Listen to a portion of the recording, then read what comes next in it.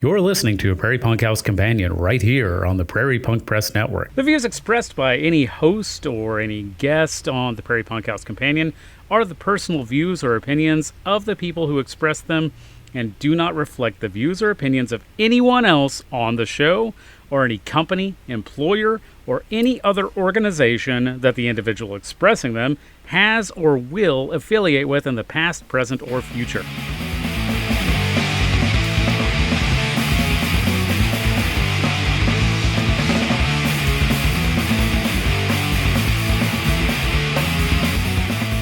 Hi, everybody. You're listening to Prairie Punk House Companion. We are now on episode 18. My name is Neck Mode. Hi, I'm Jerbear. I can't talk. Hi, I'm Jerbear. My wife is out of town and I'm completely unsupervised. And that's fine because now our podcast is an adult. It is now 18. Oh, shit. Yeah. So it can be home alone.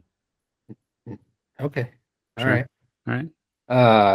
Today we have a guest, my friend Patrick, who I met at the Tallgrass Film Festival.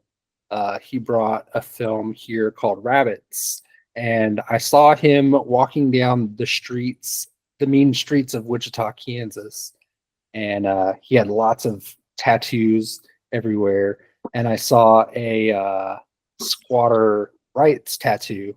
I was like, hey, nice squatter rights tattoo, and then we started talking and became friends. So, Patrick, would you like to introduce yourself? Hello, everybody. Yeah, I'm Patrick. I'm originally from Boston and Portsmouth, New Hampshire are my two hometowns. And currently I live in Wichita, Kansas. Why? That's the first question I was going to ask so is how reasons. did you end up in Wichita? Yeah. The short answer is that when I left Boston in 2005, I went to LA to work in TV and film. And then I came to Kansas working on the doc series about the 2007 tornado in Greensburg. So I came here just working on the camera crew after the tornado, and then met my ex, who was from Greensburg, and then just have been coming back and forth ever since.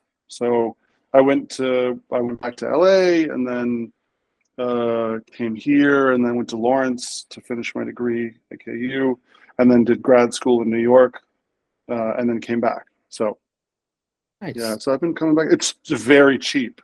I have an awesome apartment. It costs like almost nothing, and I'm in the antiques business, and there's a lot of treasure. So that's why I'm here. Nice. Yeah. Sweet.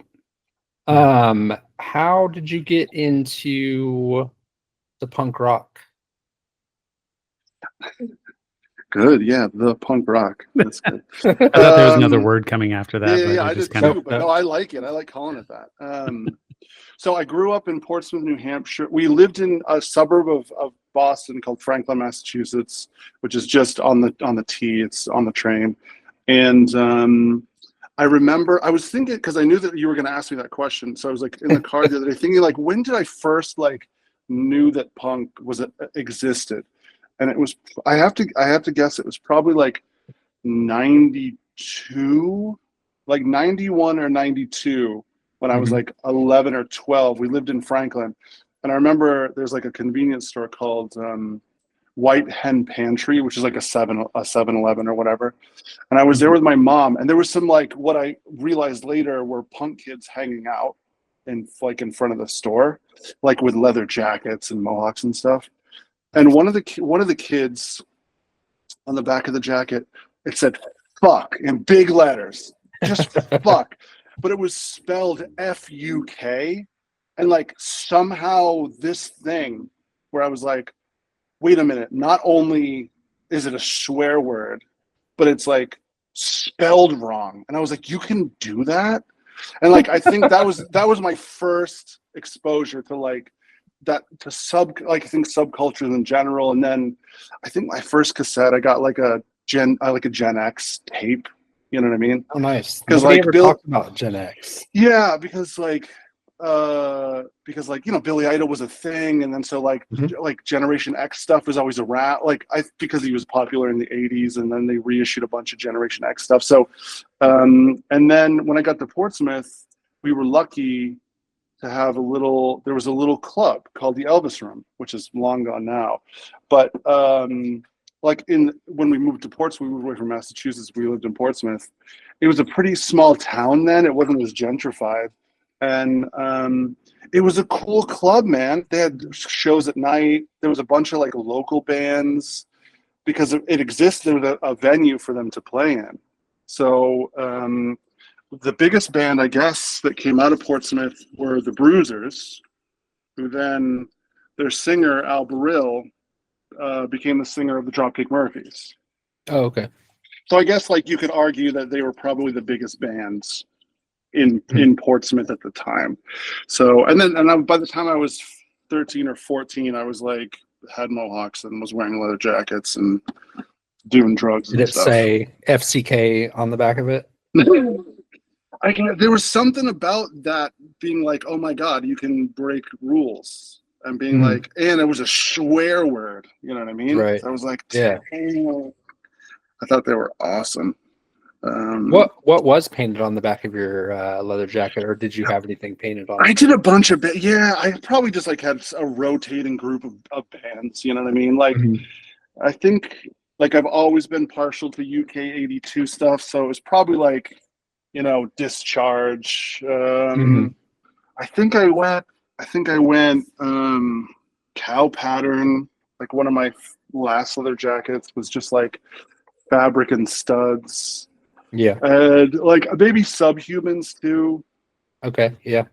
British Subhumans. So it was always like a weird. And then when I was squatting and I had like a leather vest and stuff, I think it was just like I would paint it and repaint it, a bunch of stuff. I don't remember what was on mine. I think it was the Vomit Punks Lost logo. Okay. So it was a leather jacket, or was it denim? Okay. No, it was did either of you migrate into denim at any point? I mean now. Right. I went straight into hoodies because I always liked being lazy and comfortable. So I put patches on my hoodies, but it was always hoodies. Yeah. Okay. And then did you sew a big patch did you like cut up a shirt and sew it on the back? Oh yeah.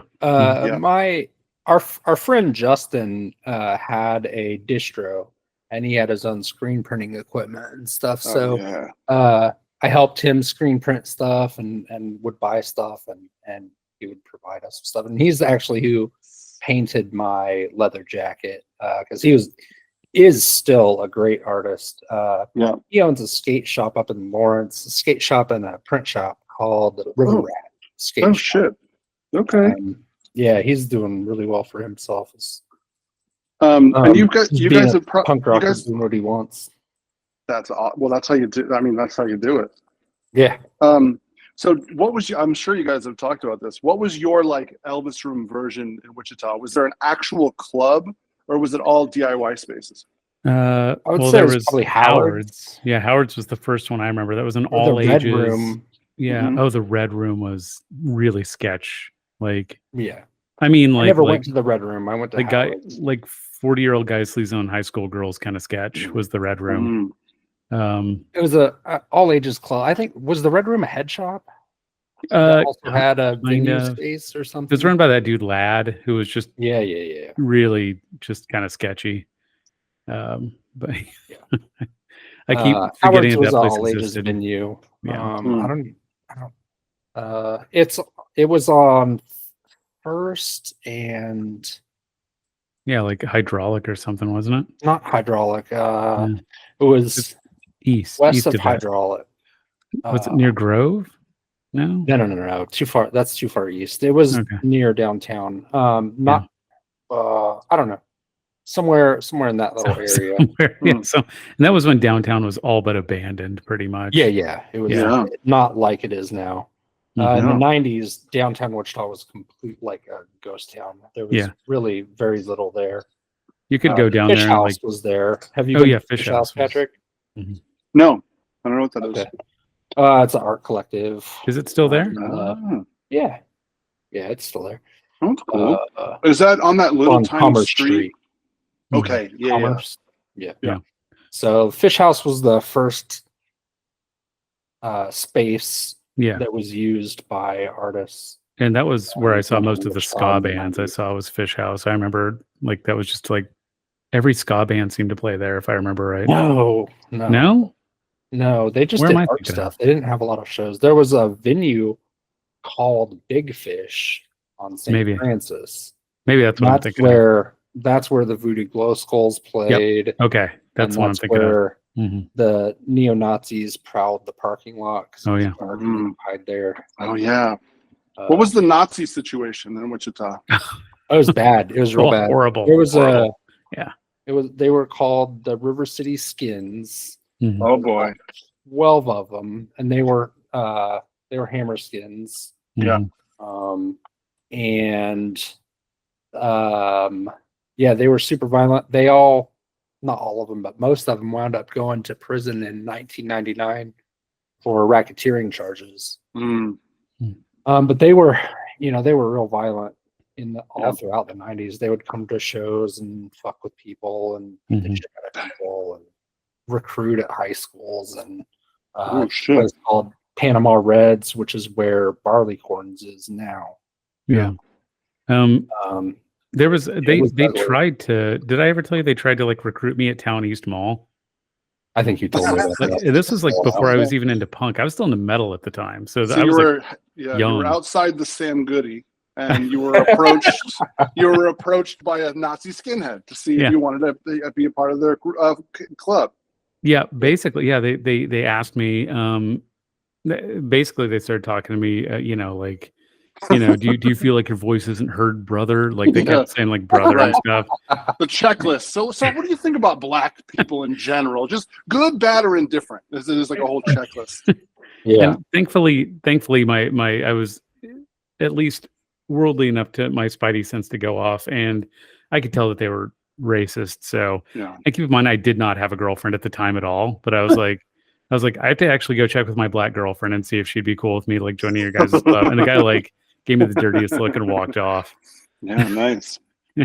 So apparently, and this is before my time, in like around 1990 in Portsmouth, there was in Portsmouth, New Hampshire, my hometown, there was a huge Nazi group. But by the time I got in, there was apparently some big brawl, and like they got all these Nazi kids got hunted out. So when I got into the scene, it was all sharps. Mhm. So there was no Nazis around at all. And then over time, I think partly because they were bored, but I don't know if you guys ever heard of FSU, which was like this big hardcore gang in Boston. There's actually a movie about them and stuff. Yeah. They started out as familiar. as like an anti-Nazi group. So them and the sharp skinheads kicked all the Nazis out.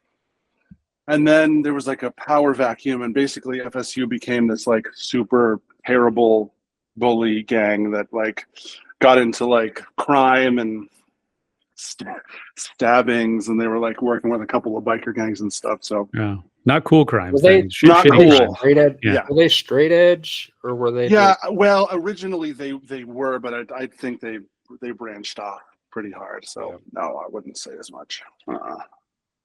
But the Nazis, they were still around like the whole time that you guys were on the scene. In Wichita, yes, Until they got ran out of 99, yeah. Kansas City. By the time we got to Kansas City, they were all gone. Up in Kansas City, Lawrence, thankfully. Dang, that There- sucks. Yeah. There were a handful of sharps here, Mhm. but like the punk kids, the skaters, the indie rock kids, and the two sharps that were here was maybe 20 people Oh yeah, Really? so not big enough to. that hung out. It wasn't a super big Yeah. crew. Yeah. And the Nazis had guns, Oh yeah, and Mhm. there were the main group of them there were like 6 to 8 of like the main ones that I consistently had run-ins with, but Yeah. there were a lot more than that around. And and I mentioned this in another episode, but there's some shithead in between Derby and Mulvane who had some land, and he threw like a white power music festival in the summer of '97. So all along 135 for like, I don't know, for a little while at the beginning of the summer, there were boneheads on the side of the highway with like signs and shit talking about their white power fest and just like camping out. It was fucking gross and weird and pretty scary. Yeah, sounds gross and weird. Yeah. Yeah. Sucks. But how are they now? They're probably doing not great. As if you're a bad person, I always assume that it comes around. Well, I saw one of them after he got out of prison. It was probably 2007. Yeah. And he, he still had all his tattoos and shit. Yeah. I don't know. I mean, he said he wasn't active anymore. I don't know if I believed him or not. I just ran into him. I was like, what the fuck? He was like, yeah, no. And like, he wasn't repping shit, but yeah. So they're not really like going strong in Wichita anymore, at least. I don't think in an organized fashion. Okay. But, even in the suburb where I live, at the pool, I would see this one dude. Well, I think we talked about this. Yeah, we talked about that on the other podcast. Yeah, he had the skinhead pit bull tattoo. I know, which pisses me off that these pit bulls is a symbol. Fuck them. Pit bulls are sweet dogs who just want to love and cuddle. So fuck them for using the pit bull. So. Yeah, I think I saw some guy down here in downtown. He had it was definitely a swastika tattoo, but he was a very, very I think he was probably in his 70s.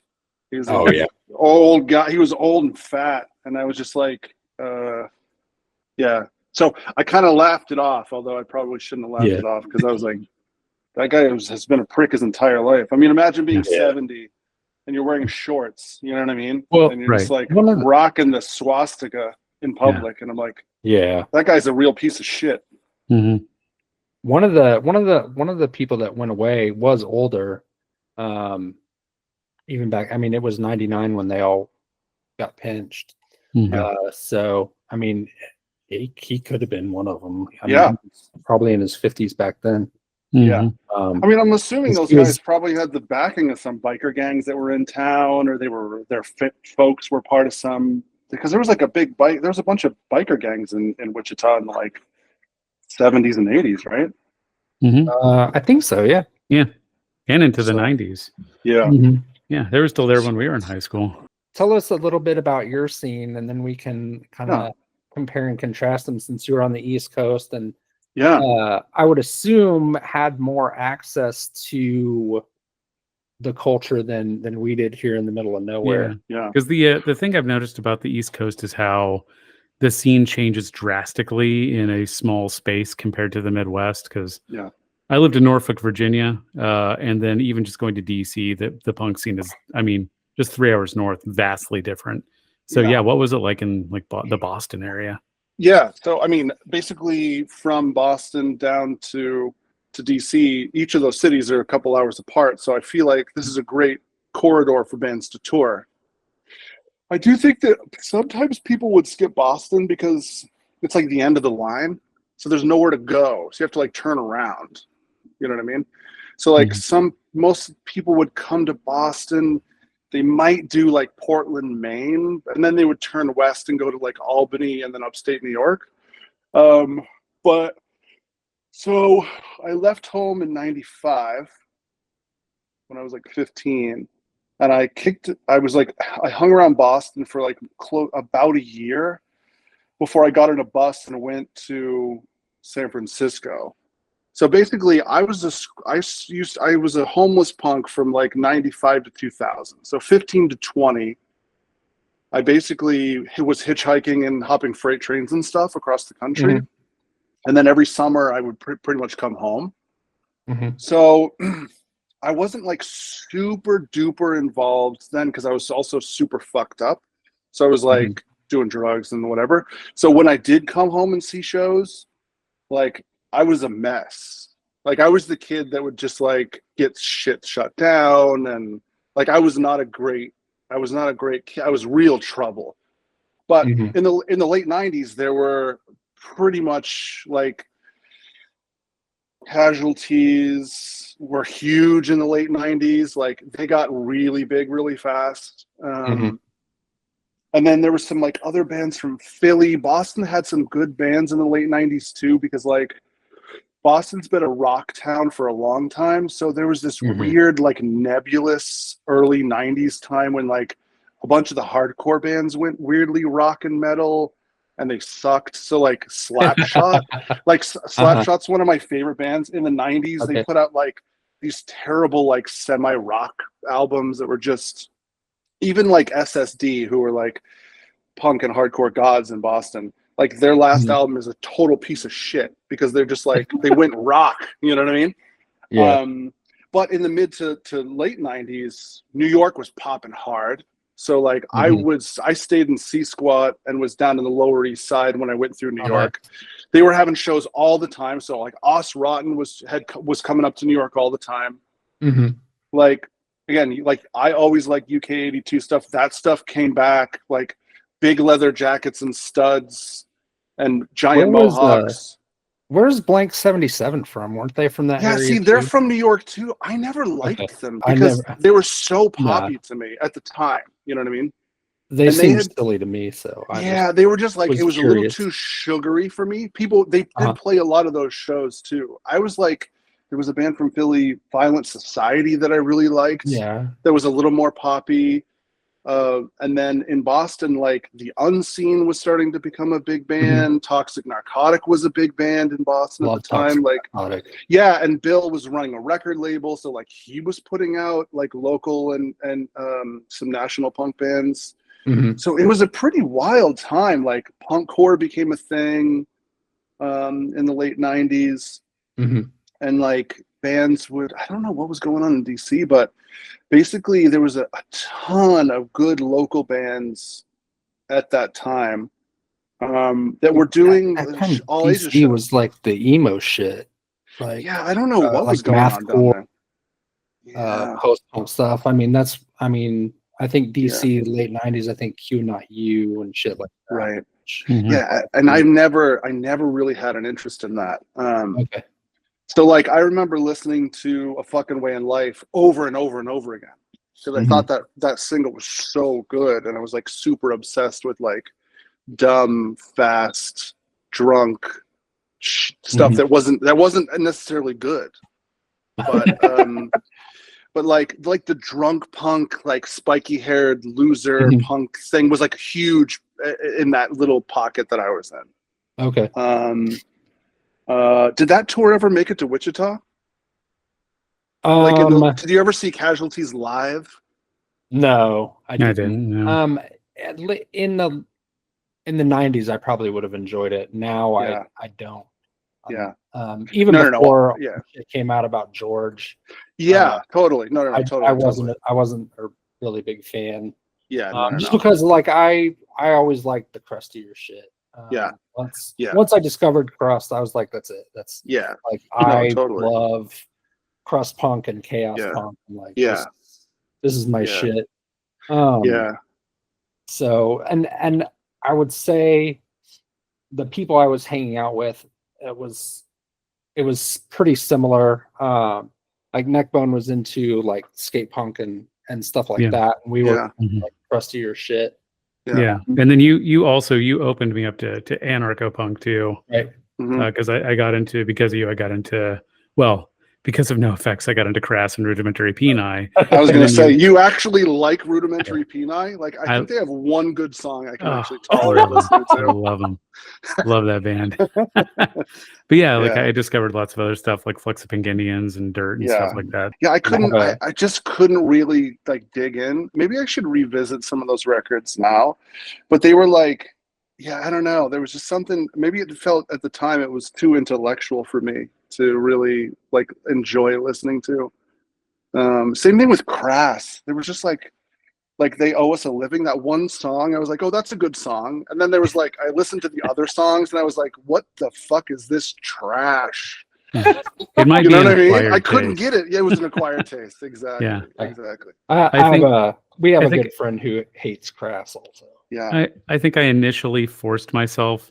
I actually legitimately like them now, but I think originally I forced myself to like them just because Fat Mike made fun of them. So it's like, Yeah. right, challenge accepted, motherfucker. I'm gonna like Yeah. this band. Yeah. Yeah. And My like favorite Crass record has always been Penis Envy, which is Mhm. right. I don't know. It's hard to gauge what their quality content is or Yeah. whatever, or what is easier to listen to. Right. I mean, I like Feeding of the 5,000 as well, but yeah. Mhm. Penis Envy Is- was always my favorite because it's what I heard first. So Yeah. Is that They Owe Us a Living? Is that song on that Penis Envy record? no, that's on Feeding of the 5,000. Okay. Gotcha. So that's their um, first record, basically. Penis Envy is the one with female vocals on. Right. Is that the one that's got the blow up doll on the cover? Yes. Okay. Yeah. Okay. So yeah, that stuff I couldn't really get into. I remember loving the Filth Blatt split, but only listening to the Filth side over and over again. Yeah. And- Since you've listened, I'm sure you know that we're going to ask which is your favorite. I already know the answer because you told me before. Right. Yeah. I think I know the answer now. There's three types of punks in the world: those that Mhm. prefer the Blatt side, those that prefer the Filth side, and the posers who either don't have a side or have never heard. right. Yeah. Oh, fucking yeah, fence riders. Oh yeah. I mean, if I had my original copy, that Blatt side is mint. Mhm. Yeah. Because I maybe listened to it once, and I was like, nah, that Filth. We used to take cold pills, Uh-huh. which was like Cariticin and cold and cough. It had the stuff Dex in it that was like, it was like sort of like it was like Kmart acid.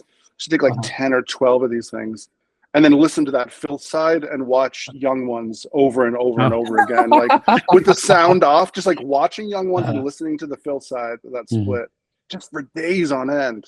And just like not understanding how something could be so good, you know, like how do they I do love it? the Filth side too, but man, I love the Blatt side just a tiny bit more. Yeah. Than the Filth. Oh, really? Yeah. Oh shit, we can't be friends then. No, And I'm kidding. No, I'm kidding. It was always obvious I was going to pick the Blatt side. I mean, I was into. Yeah. I mean, I got my start in like Both skate you punk, guys. pop punks. It's the fun side.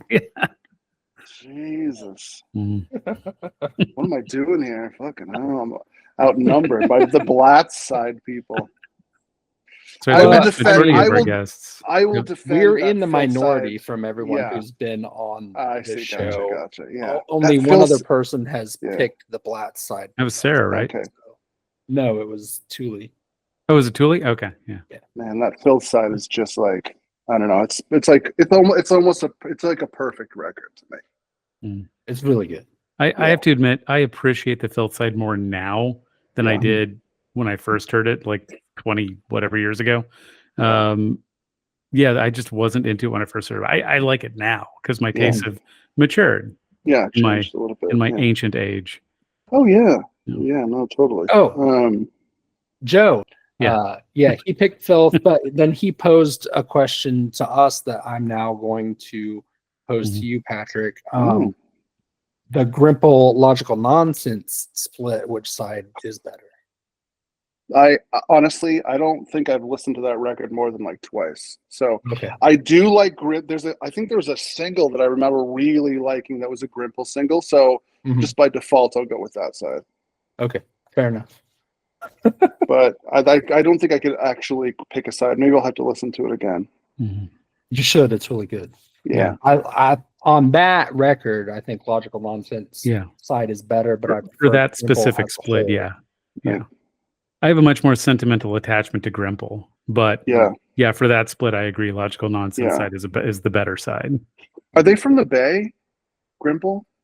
Are they from San Francisco? Okay, or California? Well, I think they came from New Mexico and then relocated to East Bay, and then Logical Nonsense was also from New Mexico, but they stayed there. Okay, gotcha. Okay. And then Grimple. So Grimple had members of Iconochrist Yeah. in it, and then they when Grimple broke up, they started El Dopa in 1332. On a completely like unrelated note. So, and again, I haven't listened to enough of the podcasts to know, because you maybe answered this question. If somebody was like, "Oh, give me like 3 completely unknown good like Wichita area like punk records to listen to," are there enough for you to give like recommendations to? Yeah. Uh-huh. Okay, hit me with it. So The Embarrassment was 80s. No, I know them. band. I have an embarrassment story too, by the way, which I'll follow up with. But go ahead. And then I would say probably Vent was a hardcore band from Wichita in the mid 90s. Yeah. And they had when they split up, they started another band called Boxer Rebellion. Yeah. Real good. Yeah. And then I don't know if there's a lot of straight ahead punk rock, but maybe Split Lip Rayfield, any other stuff from the 90s when Kurt was still in the band. Yeah. No, they're a bluegrass band, but yeah. But we'll count them. Yeah. Seriously? Yeah. Wow, they're dang. like punk grass, if that's a thing. Is that a thing? Yeah. Yeah. Right. Okay. Okay, so I'm going to listen to this back. I'm going to listen to those records and report back. Okay. So, Embarrassment, I mean, everybody knows who The Embarrassment is. That was an easy one. Vent might be harder to find. Those were friends of mine. Yeah, I don't think I ever knew Vent. Yeah, I don't know if you would. Their other band, Boxer Rebellion, Aaron I know. played drums for them. Yeah. Okay. And it's basically the same members. Okay. Yeah. And then, in the 2000s, everything was it was a really big post-rock scene. So my band, we were instrumental post-rock, and there was like a jazzy indie rock instrumental band, and then there was another band called This Great October, who was pretty similar to my band, but had piano and were a little slower and moodier. But that was, and then there was like a math rock scene going on at the same time. All of that sounds terrible. I was not around for any of that. I left Wichita in 99. I did not think it would be your cup of tea. I missed that whole scene. I'm definitely missed it. I moved away in 99 and never moved back to Wichita. Okay, interesting. So. Yeah, in 2000, when I actually I got sober and started to just get my shit together, I spent 5 years with running a record label and a promotion company in Boston to make amends for all the shit I had caused as a kid, and booked pretty much any local and a bunch of those, all those old British bands were touring again. I booked them, and there was no real 100 to 300 size all age venue. So I had my own gear and just rented out Polish American halls and did it the old fashioned way for about 5 years. Nice. So there was a bingo arena. Cool. That you used to get rented out for all the ska shows. It was called Crown Bingo Arena, which is really fitting for ska shows. Yeah, it just sounds like a place where ska shows would be. That sounds like a pop ska album. Yeah. I think that isn't that a Goldfinger it's a album record or some label. shit like that? Yeah. Yeah. And then in the early 2000s, it was like the Eagles Lodge. Yeah. And there were a couple art galleries that would host all ages shows as well. Yeah. But really in the 2000s, Eagles Lodge was it for all ages, and then there were lots and lots of bar shows. And not a whole lot of punk rock going on at the time, though. Oh, okay. Who did the Eagles Lodge? Did they book? There was somebody that worked for them that booked it, or there was a promoter that rented the Eagles Lodge? Funny story. A lot of kids in bands became members of the Fraternal Order of the Eagles, so they could book shows there. Yeah, the same thing in Boston. Nice. I was a Polish American. I was like whatever I needed to be to have access to their event hall. Yeah, one of my least favorite stories about the Eagles Lodge was one night we were playing a show, and I had like 8 pedals that I fiddled with while I was playing to make my bass sound not like a bass, and my pedal board fucked up, and I was so mad I went to the bar section of the Eagles Lodge and punched a hole in the wall, and then forgot that I punched a hole in the wall and like denied it, and had to go back the next day and be like, dude, I'm so fucking sorry. And he was like, next time don't walk away, just like cop to your shit. It's not a big deal, we can fix the hole, but like don't be an asshole about it. I was like, I'm sorry. That's an Eagle for you right there. That's the Eagle philosophy. I had my share of causing chaos and fucking shit. Causing chaos. Yeah. I mean, I got shows like shut down. I would steal from people and stuff. I was really a terror when I was a kid. But okay, 2 quick things. One is the embarrassment. So when I got sober in 2000, I had gone to jail. I got out and went to halfway house, and my counselor in August of it was probably the spring of 2001 was Woody Geisman. Oh wow. Who was the drummer of the Embarrassment. And I remember he gave me, I still have it somewhere. He signed a CD for me, and I was like, oh, this is pretty good. So weirdly, he was also in town at Tallgrass, and like, I think I missed him or something. I went to some party to try to say hi, but, and of course I've been sober 24 years now. So he was like my first sober guy. I think he runs a thing called, I think he runs some nonprofit like substance abuse counseling service in Boston still. Oh wow, that's super cool, man! And congratulations on your thanks, almost quarter century of 24 sobriety. years. Yeah, a couple years ago it was my mirror year, so like I got sober when I was 20, and then I had my 20th anniversary. Yeah, so it's been cool. I think it's called Left Turn. I don't know if it's still called that, but Woody runs that in Boston now. Now I'm going to give you two knuckleheads 3 amazing unknown records from Boston bands. Okay. Now, nice. Yeah. Most people, Boston's a big scene. It's pretty close to the New York scene. A lot of people have listened to a lot of stuff. If anybody's listening and they haven't heard of these bands, they should definitely check them out. The first is Chicken Chest and the Bird Boys. They did one album. And it's absolutely incredible.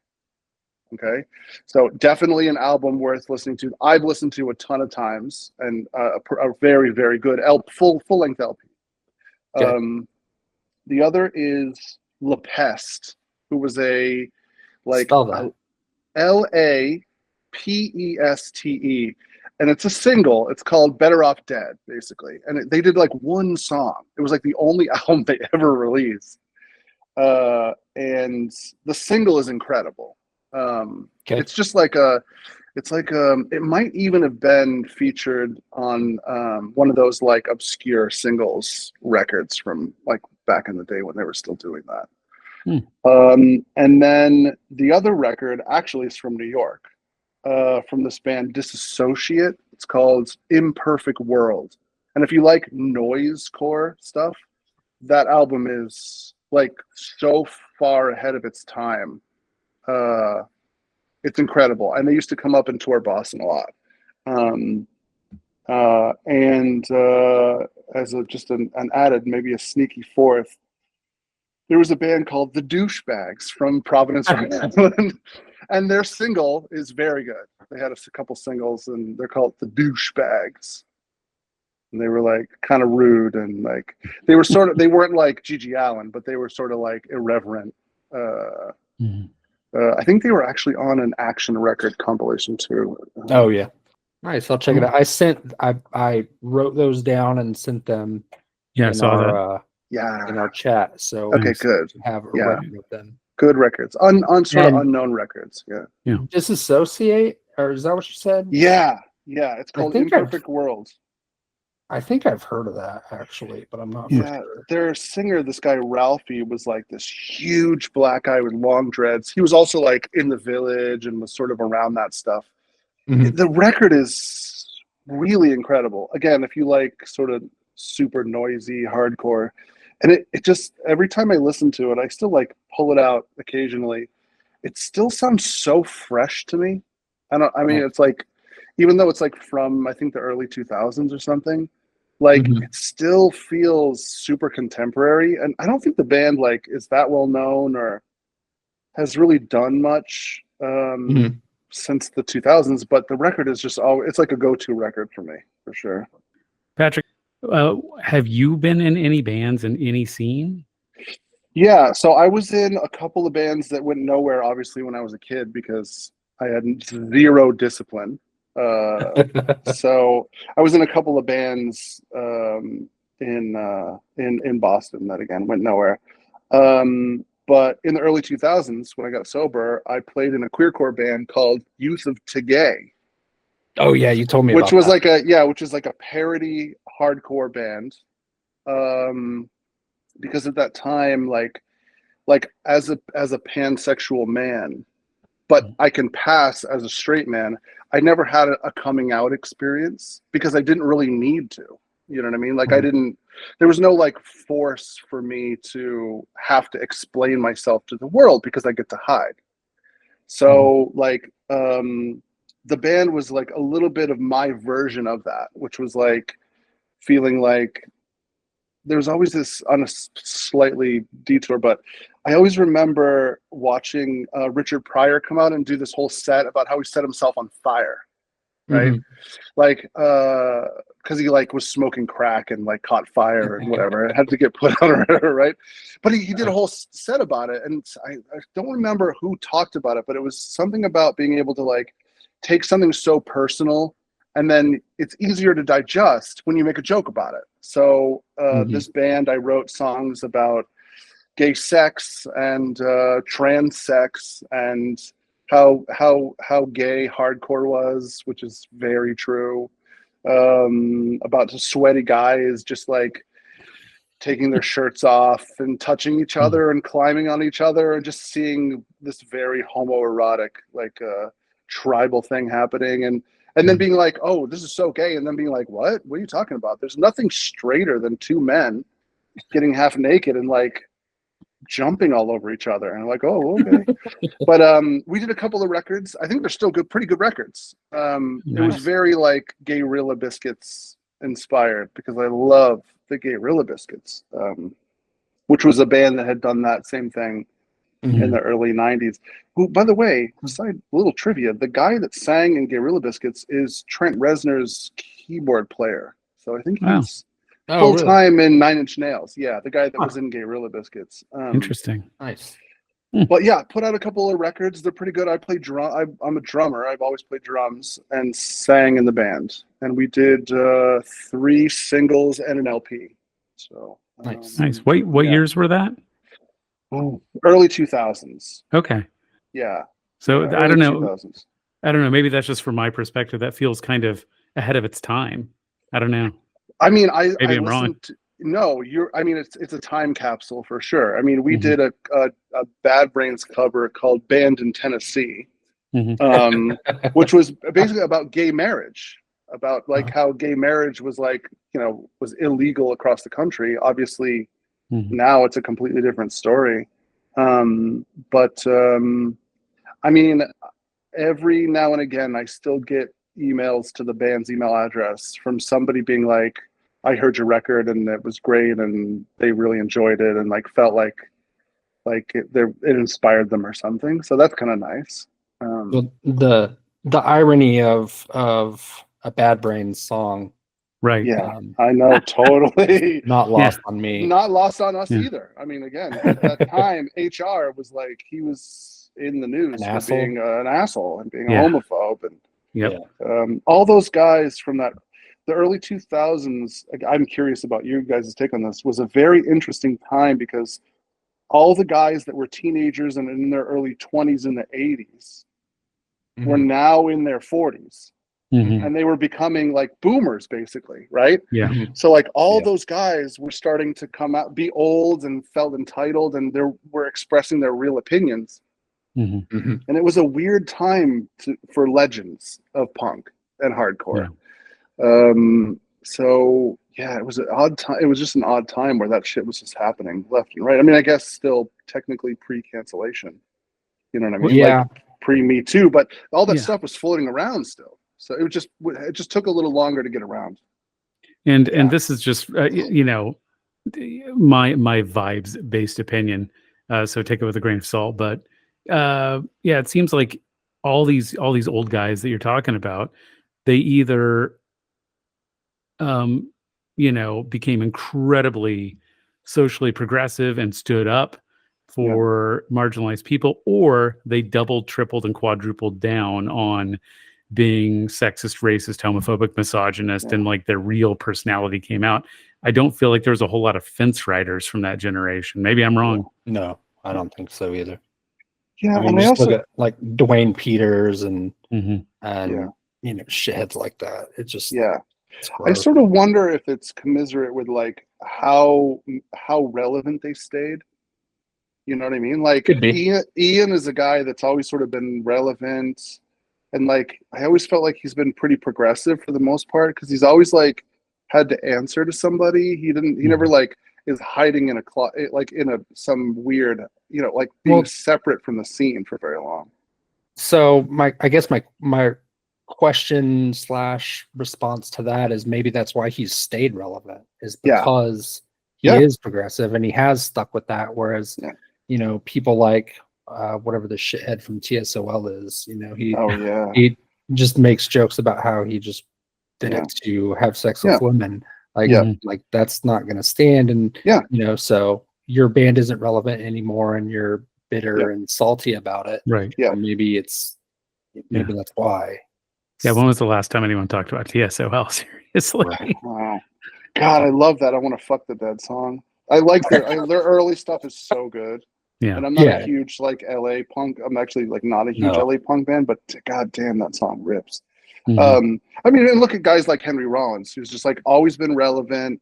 He's always sort of been around. Say what you want about him being a blowhard or him like hating techno music or whatever. Before, but like, or him playing a cop in that one movie. Yeah, playing a cop. But honestly, like he's around and he's relevant and he's like very progressive and he's never like shit on gay people or you know what I mean. He's always just been around because he kind of still has like a stake in it.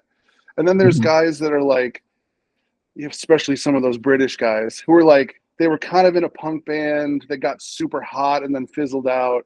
And then they had to like go back to work at the dock and just be miserable pricks. And then they were like, well, fuck this. I got to be angry at the world again. Right. Yeah. For something. You know what I mean? Right. And it's because the wokes took their career away. Took their career away, or like, oh, you couldn't. And I hear this so annoying. You couldn't do what we did then now. Well, yeah, fucking idiot. Fucking Jerry it's 50 years later. Like what do you like? Imagine somebody from like you know, the 1850s, you know, shitting in a wooden building in their backyard and being like, sir, you can't do this anymore. And it'd be like, we can't do anything anymore. I used to be able to ride my penny farthing bike down the dirt road and now I can't. No, you know what I mean? But it's sort of like, I used to be able to pull out my 6-shooter and fire it into the air on the 4th of July. I'd be like, we can't do anything anymore, can we? It's like, you know, I used to be able to beat my wife. Exactly. I love, my parents love to say this phrase of, well, it wasn't dangerous back then. I'm like, no, it was always dangerous. You just got fucking lucky. Exactly. When you put me and my sister in the bed of a truck and drove 70 miles an hour on I-35 with us just bopping around back there. You just got lucky that we didn't fucking die. Yeah, exactly. So of course all these it was dangerous. Physics hasn't changed. Yeah. So like all these punk guys that, you know, these old guys, I mean, punk is, you know, arguably we're getting near 60 years old. You Mhm. know, Yeah. so if you want to consider, we could have that debate about 75 to 77 and like what the actual year was, but we're getting pretty close there, Yeah. Yeah. you know, 50, I 60 mean, years now. And those guys get old and they get cranky and they get yeah. entitled and they And the feel old like, punks, the first punks, they are boomers. I oh, mean, pretty for solidly. sure, Yeah. literally and metaphorically. Mhm. Yeah. So yeah, so it's and those guys were around. I mean, like in Boston, I saw a lot of those old Boston guys around that were like, you know, the SSDs of the world, the DYSs, Mhm. Slapshot guys were all still around. Guys that were like from the late 70s and early 80s Mhm. stuff. Where Boston really came into its own like around 81 and 82. Mhm. There's some early like 70s punk bands, but you know, again, those guys, the ones that were still relevant, Jack Kelly, the singer of Slapshot, who by the way they're retiring this year, Oh, so okay. Slapshot won't be playing any more shows.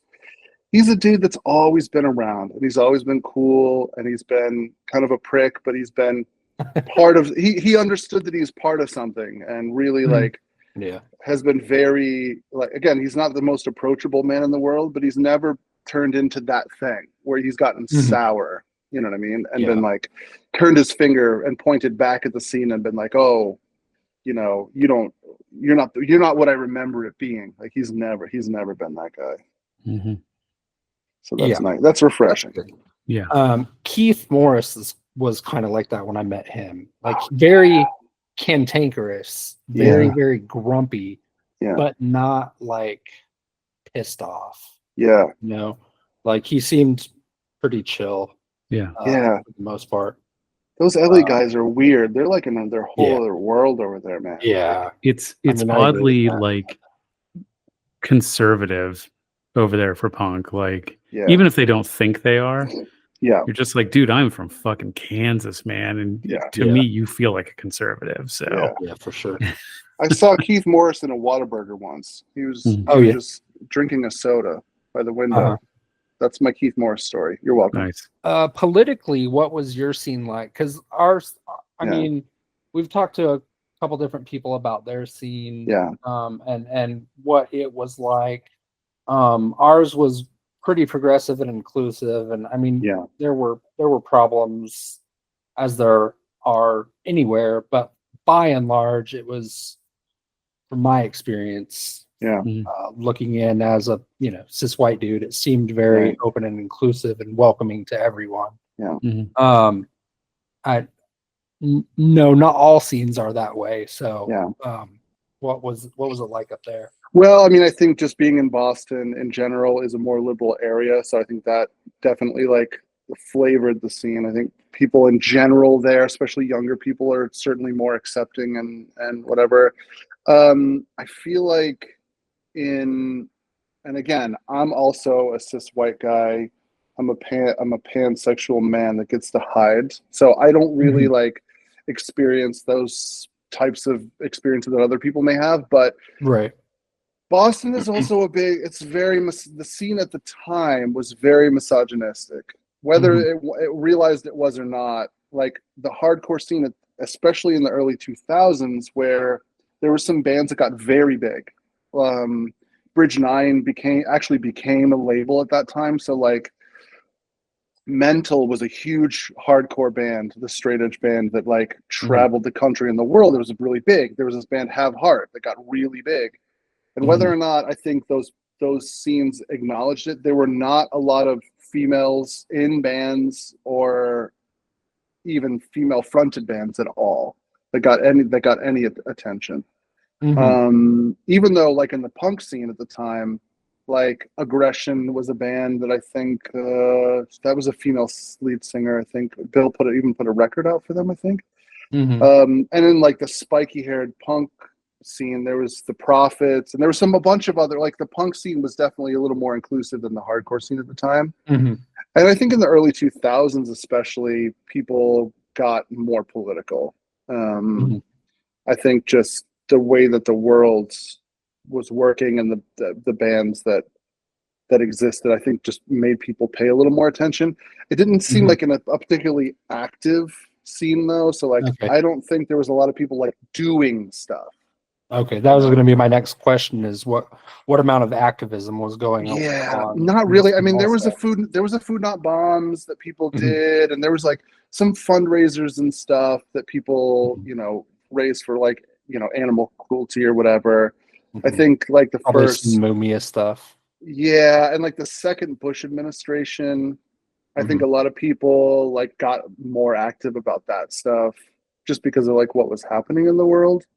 Yeah. So I wouldn't say it was like the most progressive, but I don't think I would say it was like terrible either. But Mhm. again, like I'm probably the wrong person to ask. I mean, Massachusetts, New Hampshire, and Maine, I think, and Vermont, basically almost all of New England is like the least diverse part of the entire country or something.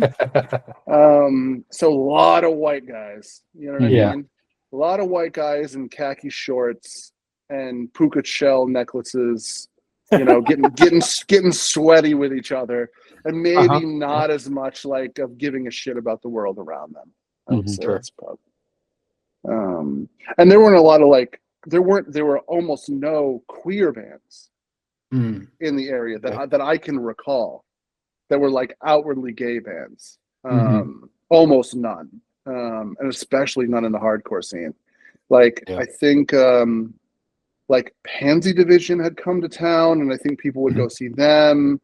And then there was this, I think it was, oh fuck, I totally forgot because the guy that put out the Youth of Gay record also did a record for them. They were like, if you tell me, I'm gonna know. They were like the quintessential like queer band. I think they were from like Baltimore or something. So The Pork singer, Flaps? no, the singer was like this big bear guy that would wear like a Oh. leather cap. Dang it, Uh, I'm fudging it. But anyway, there were not a lot even at that mhm. in Boston. So which I'm sure has changed now. I'm sure that's the case. Mhm. Um, but yeah, I can't. I mean, it was still like, Seth Putnam was still like anal cunt was still a band that people really Right. liked. Now I Wow. like anal cunt Okay. because of the novelties. I mean, there were still Right. people that like didn't listen to Gigi Allen for Uh-huh. like the novelty of it, but actually were Right. like into it. You know what I mean? That were actually Yeah. Yeah. like, Uh-huh. like there was those people were still around at the time, and I'm sure they are still now. But at the Yeah. time, Yeah. it was still like okay to be like, I really like anal Right. cunt. You know what I mean? Like genuinely like them, not because they're funny and stupid and Uh-huh. ignorant and dumb. You know what I Right. mean? But like I I just mean, saw it's just the edgiest of edgelord. very very like Man. that. Like I just saw the gayest guy on earth. Like and just Mhm. like singing that is like a thing that people are like, oh, that's a really funny song, instead of being like, oh, this could potentially like hurt somebody's feelings. Right. Yeah. You I know? don't think Scott Putnam cared about anybody's feelings. No, he didn't. No. I booked him. I booked him at a show.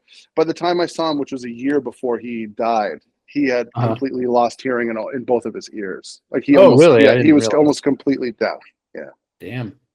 yeah, he was Huh. fucked up.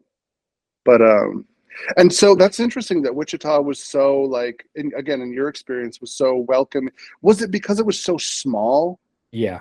I Yeah. I would say that Yeah, it was small. There were lots of people that hated us, so we welcomed people in. right. And, Yeah, and like you probably knew everybody. yeah. Yeah. Well, and even the Kansas City and Lawrence scenes, which were bigger, and there were some generational differences in the Lawrence scene. There were older punks and some traditional skinheads up there that I didn't really spend a lot of time with, and I've heard from some other people that may not have been as inclusive and welcoming of a Yeah. scene, but the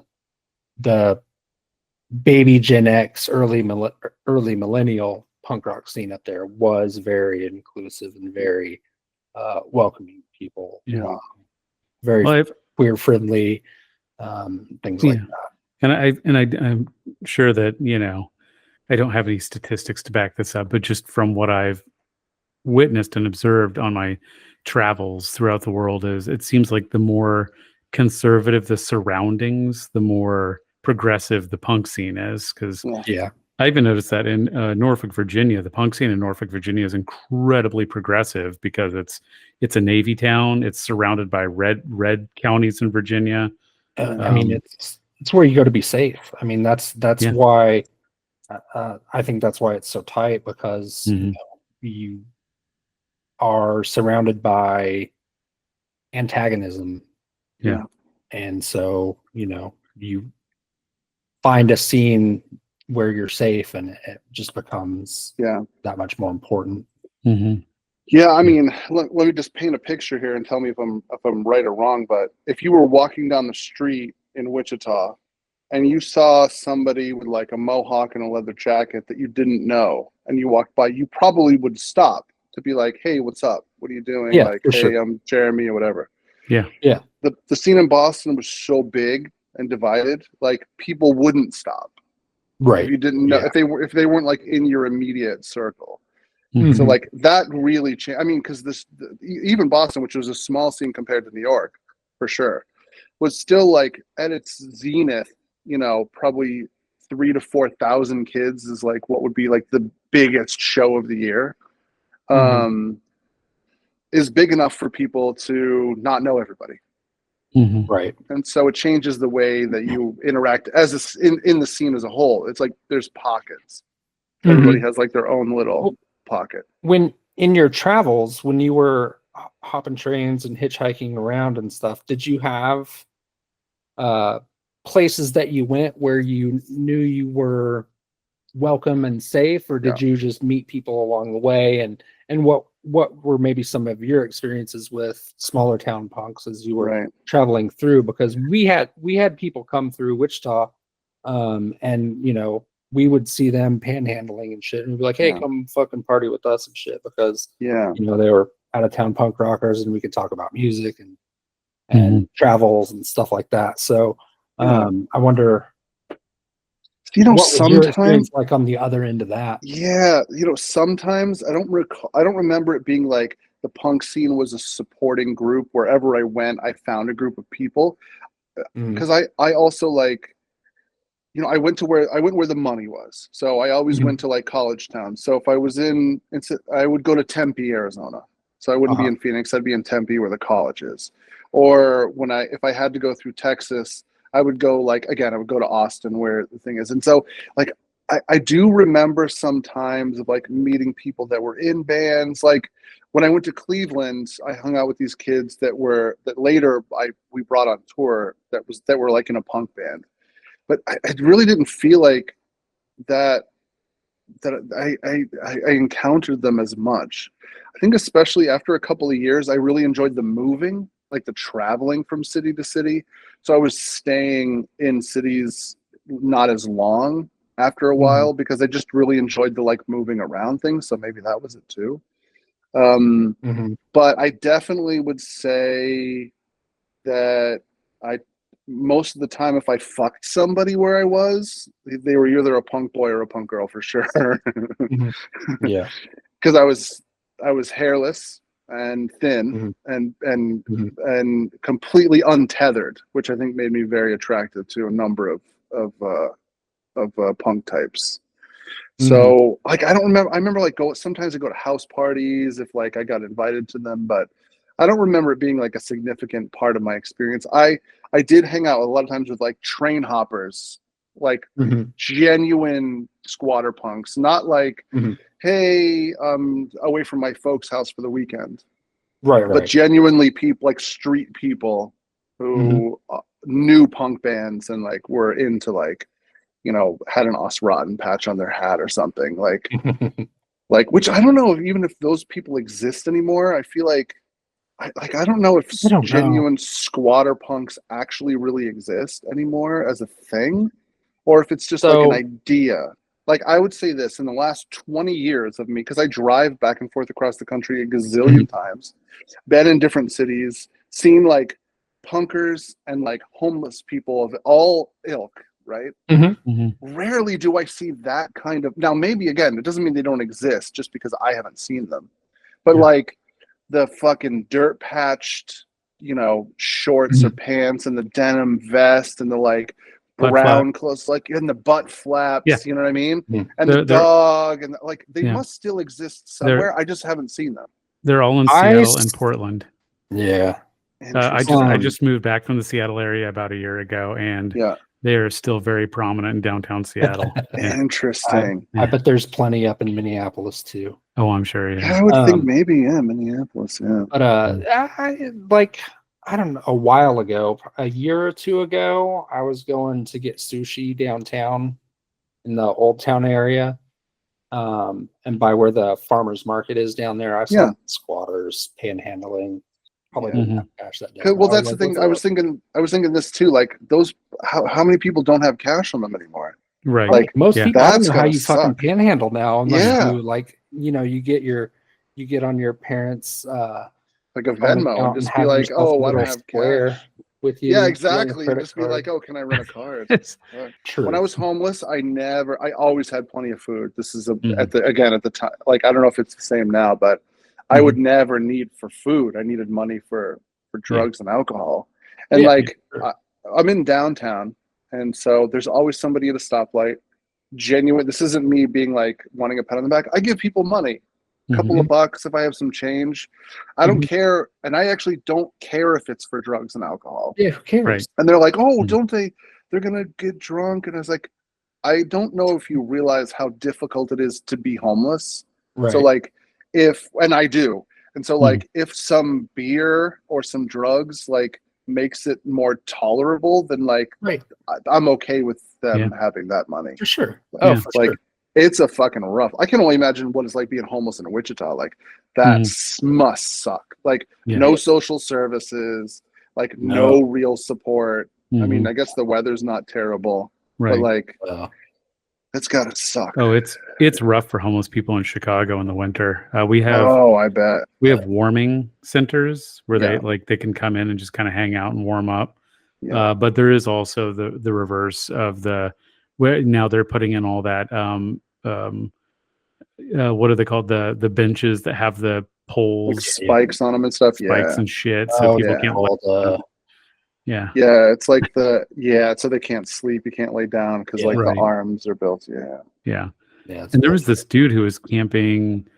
He'd set up a tent, and there was this like little mound of like grass that was right in between where you come off the street, but there's this like little like yard, for lack of a better term, that was just kind of isolated there.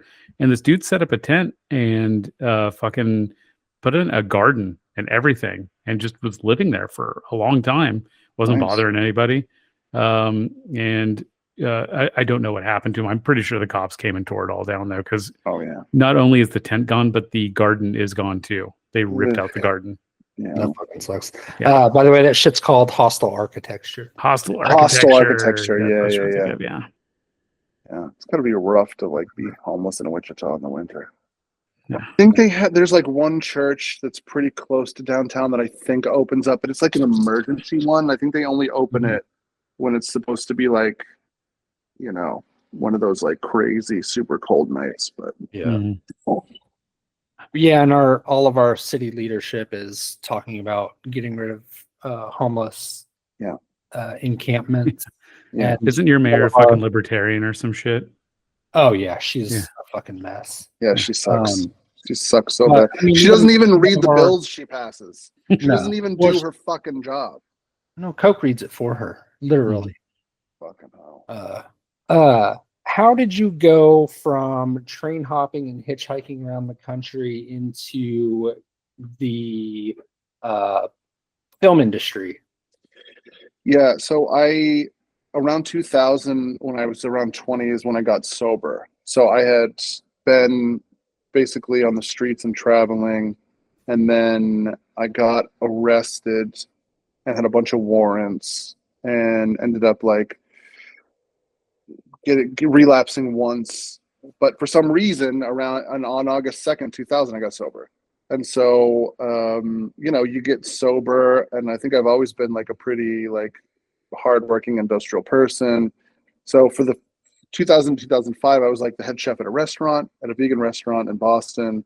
I ran a record label. I did concert promoting and also tour managed a couple of tours. And I was like super productive. But like there's a rule in sobriety where it's like, don't make any major decisions in 5 years. It's just a good like rule of thumb. You know what I mean? They're like, just hang tight, get a few years in, get settled, build a family. And I did that like a sober family. And then around 5 years, I was like, oh shit, okay, what am I going to do now? And sorry, I'm going to give you the full answer, which I'm going to try to truncate it so it's not too long. But basically, Cross Check Records was a record label out of Los Angeles that had put out a couple of good records. And they were a subsidiary of a record label started by the guy who wrote Dueling Banjos. Okay. So the Dueling Banjo song, like from Yeah. Deliverance? Well, that's a real guy that wrote that and made a shit ton of money and started a bunch of record labels. And one of his thing was like, oh, I'll do this hardcore record thing. So I set up an interview. So I literally was like, I'm going to go to LA. I'm going to interview for this job, and I'm going to be in the record business. And I'm going to be in the music business because I had run a label for 5 years. I'd done pretty well and a promoting. I was like, oh, I'll just go to the record. I'll just move to LA. I don't know why I wanted to move to LA, but I'm going to move to LA and be in the music business. Well, I got there and started to look at the books. So this is 2005, and which is the worst time to be in the music business because everybody's panicking.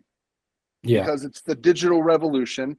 Right. And from 2005 until now, still they're just like they're like recovering from what was at one point a very lucrative business. Like they're basically by 2005, everybody's like laying people off. There's no money.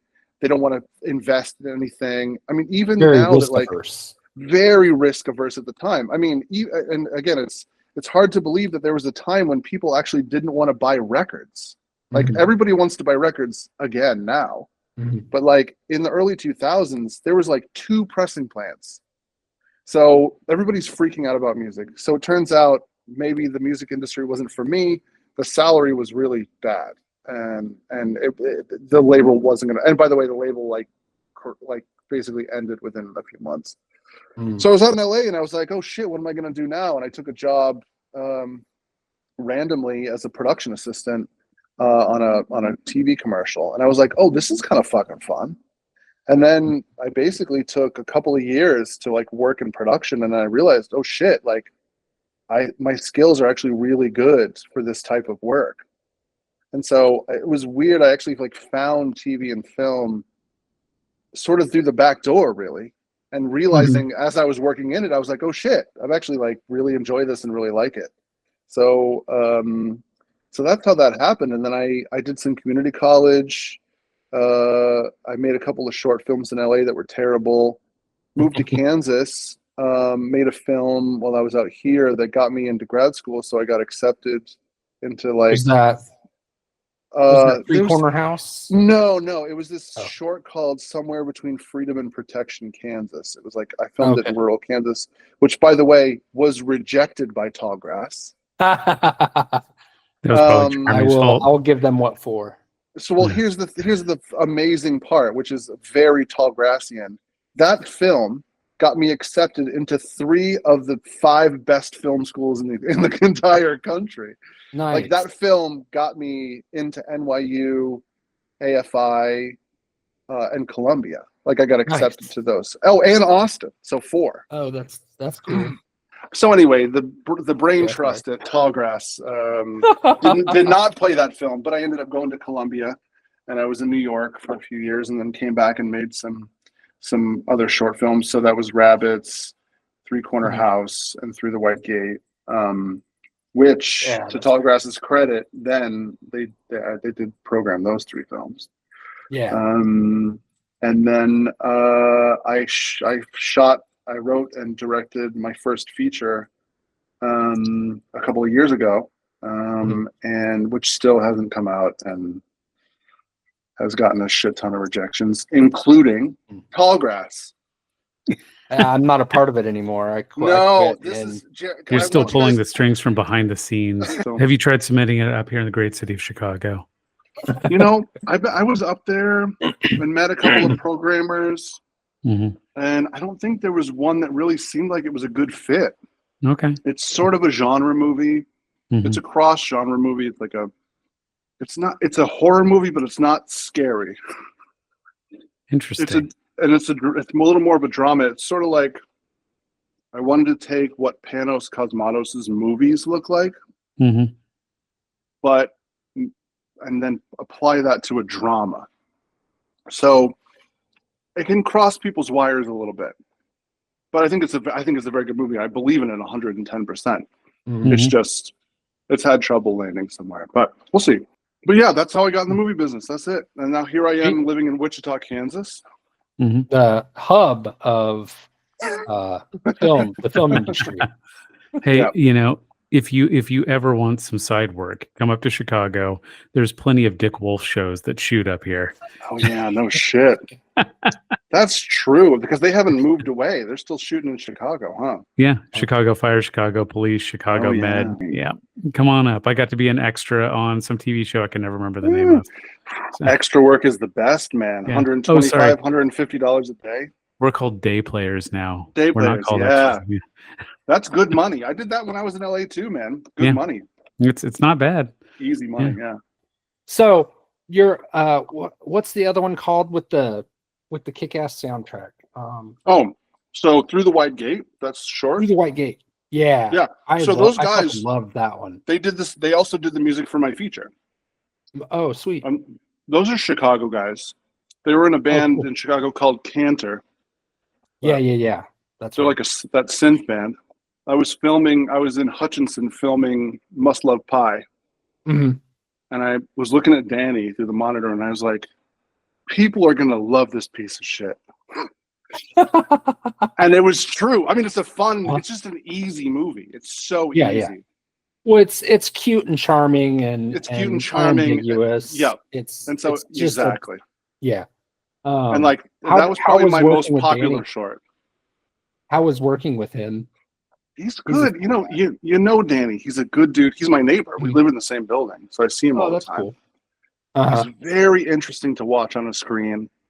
Uh-huh. And I've been trying to develop a feature that's sort of in the same vein as Must Love Pie Okay. that can be shot in Wichita.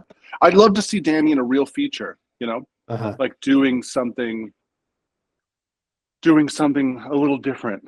I think he would be very good. I think he's a very talented guy.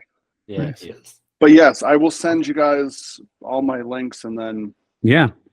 again, just 'Cause watch the feature and tell me what's wrong with it. Okay, gentlemen. Well, it's been a real pleasure. It's so interesting. Yeah. Like that part of my life feels like so separate. Like my punk, whatever the time that I was like really, really involved in like the punk world. It's like Mhm. I don't really revisit it that much, and I'm really like put it behind me and move on person. I move on pretty quick. So it was kind of nice to just revisit some of that stuff. So I appreciate that. Yeah, Yeah. thanks for coming on. I'm super glad that you agreed to do this and tell us some about your experiences. It feels like a unique time and place to me. The 90s, late like 90s, 2000s punk scene. It seems very singular. And similar, even though you're on the East Coast, we're in the middle of nowhere. Mhm. Stories are kind of similar. Finding punk rock, experiencing the scene, and stuff like that. It's always good to hear about other people's experiences and similarities and differences. Yeah. Brad. Yeah. I think it was a really interesting time for punk rock that I don't think has been explored as much because it wasn't the first. Yeah. And it wasn't really a renaissance. It was Right. kind of a holding pattern, you know what I mean? And so that doesn't mean there weren't amazing bands or good stories or interesting people. It just means it didn't happen at the exact right time to make it as singular as some other times. You know what I mean? Yeah. Sure. Guys, thanks again for having me. Awesome. Yeah. Awesome. Brad, thanks. Okay. Man. Thanks, guys. All right. Talk to you later. All right. All right, everybody. Thanks for listening. And thank you, Patrick, for being on the show. Don't forget to check out our website, www.prairiepunkpress.com, and visit all of our socials. You can find them right there on the website. We're on Facebook. We're on Instagram. We're on, what else are we on? Threads? Mhm. Cool. I don't even know what that is, That's but we're on it. That's the Instagram version of Twitter. Oh, okay. Cool. We are not on Twitter or X. We are. Oh, we are? No shit. I don't ever look at it though. Don't tweet Don't at us go to because we'll Twitter. never see it. And in fact, delete your Twitter or your X if you have it. Yeah, but thanks for listening, everybody. Yeah, do you have anything you want to plug? No, I'm gonna go to bed. Oh, okay. I am going to also go to bed. I wish I had a more interesting outro than that. Well, yeah. I don't. My wife's gone. I'll go. I might just go play video games until I pass out. Yeah. Thanks for listening, everybody. And don't forget to like, subscribe, do all the stuff. Patron. Be a Patreon. patron. Thank you, Mr. Coffee. Power, for being Mr. our patron. Power. Um, I'm still gonna get you those buttons, man. I Yeah. just gotta do it. and I gotta remember. yes, don't forget to visit our coffee page, which is basically our tip jar. And we will see you next time. And don't forget to listen also to our punk movie review podcast, which we have 4 episodes of now. Yeah, Pretty cool. we're gonna Yeah. have 5 soon. Yeah. We've got 2 I'm excited about documentaries the next one. and 2 different suburbias. So we're going to branch out a little bit from those. Yeah. Yeah. I'm excited right. about our next movie. Yeah, I am It'll too. be fun. Yeah, which is Hopefully, we'll have more to talk about. which is Return of the Living Dead, which is Yes, a fun punk rock fun movie. zombie classic. Yeah. Mhm. You should look up the trailer and you'll see how fun it is. Yeah, Okay. very very fun. Bye. All right. Bye everybody.